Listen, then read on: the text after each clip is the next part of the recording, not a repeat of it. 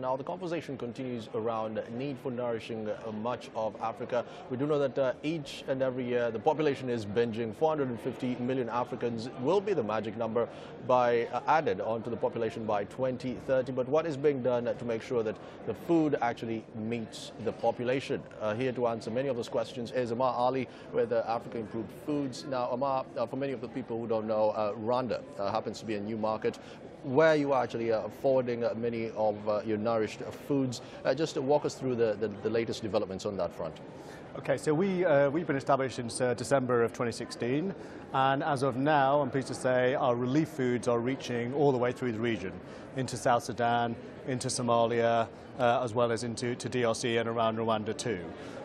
We also have a program with the government of Rwanda, specifically focused on the poorest sections of society and eliminating the problem of stunting within Rwanda. Right. Now, for many people who don't know out there, your foods are actually fortified. Yes.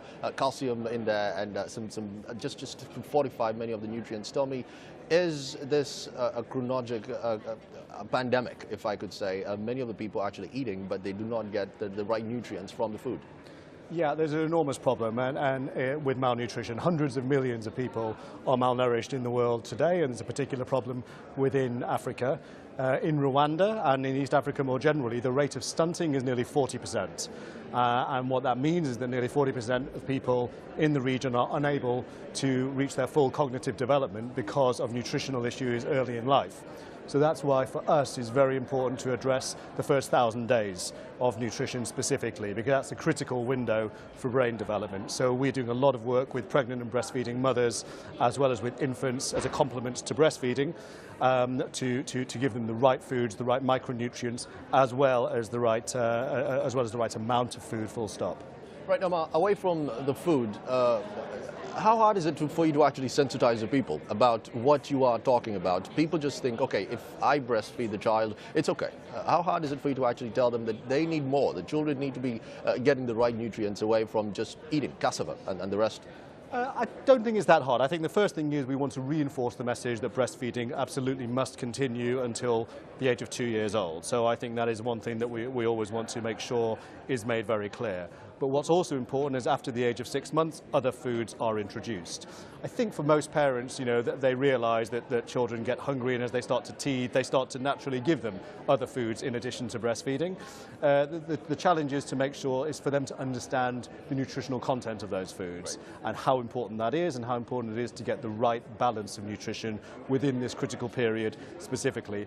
But the good thing for us is that we have good partners, the Ministry of Health in Rwanda, CHAI also, and in doing that we're working with them to get that message out about the importance of balanced nutrition in that window. Amar, let's speak statistics. We do know GDP of Lagos alone is over 120 billion. Rwanda is barely 7.5 billion for GDP. Yep. Even the population is small. You're looking at close to 13 million people. Yep. You do have Uganda, on the other hand, that has, well, close to 38 billion, yep, rather million people. Tell me, why Rwanda? A couple of reasons. One of the main reasons is stability. I mean, Rwanda has really, in the last 20 years, taken itself from being, in a very difficult situation to being really one of the shining lights of African development. The other reason is ease of doing business, lack of corruption, a private sector friendly approach, and a very competent government to support us. So those are the main reasons. From a market point of view, you're right. In itself, Rwanda is relatively small, although growing very quickly.